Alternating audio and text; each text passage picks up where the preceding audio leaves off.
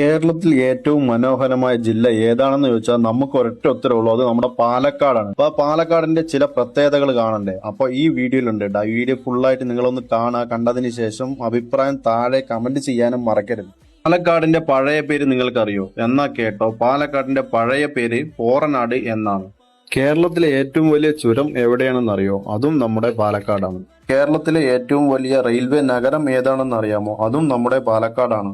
പാവങ്ങളുടെ ഊട്ടി എന്നറിയപ്പെടുന്ന നെല്ലിയാമ്പതി ഉള്ളതും നമ്മുടെ പാലക്കാടാണ്. കേരളത്തിലെ ആദ്യത്തെ കാറ്റാടിപ്പാടം സ്ഥാപിച്ചതും നമ്മുടെ പാലക്കാടാണ്.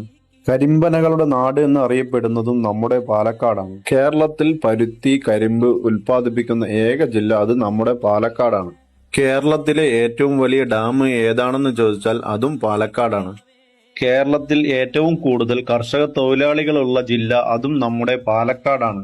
ലോകത്തിലെ ഏറ്റവും വലിയ വെടിക്കെട്ട് നടക്കുന്ന സ്ഥലവും പാലക്കാടാണ്.